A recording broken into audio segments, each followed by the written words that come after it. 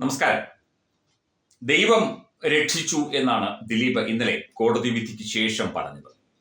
മാധ്യമങ്ങൾ വട്ടമിട്ട് പറന്ന്, അതായത് ഡ്രോൺ സൗകര്യങ്ങൾ ഉപയോഗിച്ചു വരെയാണ് റിപ്പോർട്ടർ TV ദിലീപ് വീട്ടിൽ നിന്ന് ഇറങ്ങുന്നത് മുതലുള്ള ദൃശ്യങ്ങൾ സംപ്രേഷണം ചെയ്തുകൊണ്ടിരുന്നത് തത്സമയം. അതായത് ഈ മനുഷ്യൻ ശിക്ഷിക്കപ്പെടും എന്നുള്ള ഒരു അമിത പ്രതീക്ഷയായിരുന്നു ചില മാധ്യമങ്ങൾക്ക് ഉണ്ടായിരുന്നത്. മാധ്യമ അമ്മാവന്മാർ കൂട്ടുമിട്ട് ജഡ്ജിമാരെ പോലെ, നേരത്തെ വേണു ബാലകൃഷ്ണനും MP നികേഷ് കുമാറും ഒക്കെ സ്വയം ജഡ്ജിയാണെന്ന് ധരിച്ചുകൊണ്ട് എന്തൊക്കെ മാധ്യമ വിചാരണകളാണ് നടത്തിയത്. പക്ഷേ ബഹുമാനപ്പെട്ട കോടതി ഇദ്ദേഹം ഗൂഢാലോചനയിൽ ഇദ്ദേഹത്തിന് പങ്കില്ല എന്ന് വ്യക്തമാവുകയും, ശരിക്കും ഈ കോൺസ്പിറസിയിൽ ഗൂഢാലോചനയിൽ കോടതിയിൽ കാര്യങ്ങൾ തെളിയിക്കാൻ ബുദ്ധിമുട്ട് തന്നെയാണ്. പക്ഷേ ഗൂഢാലോചന നടത്തിയിട്ടില്ല എന്നുള്ള ഒരു നിഗമനത്തിലേക്ക് കോടതി എത്തുകയായിരുന്നു.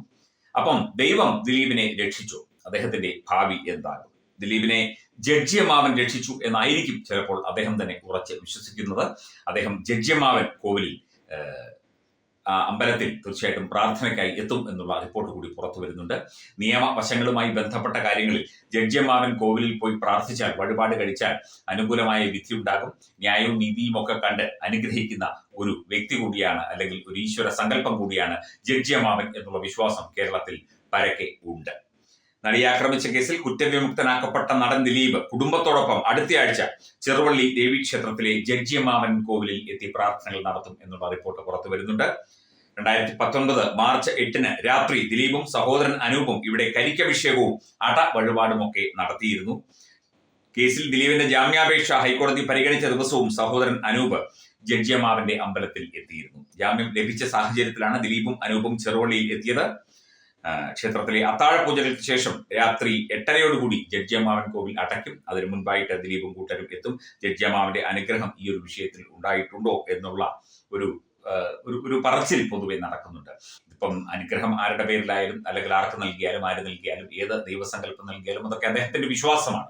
നമ്മൾ അതിനെക്കുറിച്ചൊന്നും ചർച്ച ചെയ്യേണ്ട ആവശ്യം പോലുമില്ല. എങ്കിലും ജഡ്ജിയമ്മാവൻ അതൊരു സങ്കല്പം മാത്രമാണെങ്കിൽ കൂടി അതിനകത്ത് ഒരു വിശ്വാസമുണ്ട്, വിശ്വാസത്തിന്റെ ഒരു അംശമുണ്ട്. അതനുസരിച്ച് തന്നെയാണ് ഈ ഒരു കാര്യത്തിൽ ഈ വിധി ഉണ്ടായിരിക്കുന്നത് എന്നാണ് ഇപ്പോൾ ദിലീപ് വിശ്വസിക്കുന്നത്. തീർച്ചയായിട്ടും അത് അദ്ദേഹത്തിന്റെ വിശ്വാസം അദ്ദേഹത്തെ രക്ഷിക്കട്ടെ എന്ന് മാത്രമേ നമുക്ക് ഈ ഒരു അവസരത്തിൽ പറയാനുള്ളൂ. വഴിപാടുകളും പ്രാർത്ഥനകളും അതുപോലെ ഈശ്വര വിചാരവും ഒക്കെ തന്നെ ഒരാളെ, അപ്പൊ നിരപരാധിയാണെങ്കിലും അപരാധിയാണെങ്കിലും ഒരാളെ ചിലപ്പോൾ ഭാഗ്യം കൊണ്ട്, അല്ലെങ്കിൽ ചില സാങ്കേതികമായ സാഹചര്യങ്ങൾ കൊണ്ടൊക്കെ തന്നെ ഒരാൾ ചില കേസിൽ നിന്നൊക്കെ രക്ഷപ്പെട്ടു എന്ന് വരാം. അതിനൊക്കെ ഒരു ഈശ്വരാനുഗ്രഹം ഉണ്ടാവുക എന്നത് അവനവന്റെ വിശ്വാസമാണ്. അത് പ്രതിയുടെ ആയാലും വാദിയുടെ ആയാലും നീതി ലഭിക്കുക എന്നുള്ളതാണ് നമ്മൾ പൊതുസമൂഹം കാണുന്ന ഏറ്റവും വലിയ കാര്യം.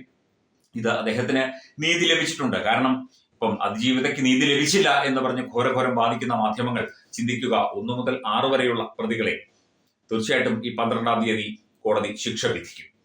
അപ്പം അവർ കുറ്റക്കാരാണെന്ന് കണ്ടെത്തുകയും ഈ സ്ത്രീയെ ക്രൂരമായി പീഡിപ്പിച്ച ആളുകളൊക്കെ തന്നെ ശിക്ഷയ്ക്ക് അർഹരാവുകയും ചെയ്തു, അല്ലെങ്കിൽ ശിക്ഷ അവർക്ക് ലഭിക്കും. അപ്പം അതിനകത്തൊരു ഗൂഢാലോചന അതിനുശേഷം ഉണ്ടാക്കി സൃഷ്ടിച്ചെടുത്ത കേസാണ് ഇത് എന്ന് ദിലീപിന് ഒപ്പം നിൽക്കുന്നവരും വാദിക്കുമ്പോൾ അതിനകത്ത് ഏതാണ് കാര്യം എന്നുള്ളതും ദിലീപിനെ കേൾക്കാനും ദിലീപിന്റെ വാക്കുകൾക്ക് എന്തെങ്കിലും വിലയുണ്ടോ എന്ന് അന്വേഷിക്കാനും തീർച്ചയായിട്ടും പോലീസ് അന്വേഷിച്ച കേസാണ്. പോലീസും അതുപോലെ തന്നെ പ്രമുഖരായ പോലീസ് ഉദ്യോഗസ്ഥരും ഒക്കെ തന്നെ അന്വേഷിച്ച കേസാണ്. അതിനകത്ത് കൃത്യമായി കാര്യങ്ങൾ അക്കമിട്ട് നിരത്തിക്കൊണ്ടാണ് പ്രോസിക്യൂഷൻ കോടതിയിൽ കുറ്റപത്രവും മറ്റ് കാര്യങ്ങളും നൽകിയത്. അപ്പം അതിന്റെ തെളിവുകളുടെയും അടിസ്ഥാന വിവരങ്ങളുടെയും മറ്റ് സാങ്കേതികമായ അംശങ്ങളുടെയും ഒക്കെ അടിസ്ഥാനത്തിലാണ് ഈ കേസിൽ ഇപ്പോൾ വിധി പറഞ്ഞിരിക്കുന്നത്. അപ്പം ജഡ്ജിയമ്മാവൻ ദിലീപിനെ തുണച്ചു എന്ന് തന്നെ അദ്ദേഹം വിശ്വസിക്കുന്നു, നമ്മളും അങ്ങനെ കരുതുന്നു. അപ്പം നിയമപരമായ പ്രശ്നങ്ങളിൽ ബുദ്ധിമുട്ടുന്നവർ ജഡ്ജിയമ്മാവൻ കോവിലിൽ എത്തി പ്രാർത്ഥിച്ചു കഴിഞ്ഞാൽ ഫലമുണ്ടാകും എന്നാണ് പരക്കെയുള്ള വിശ്വാസം. അതങ്ങനെ തന്നെ നിലനിൽക്കട്ടെ ഏതായാലും.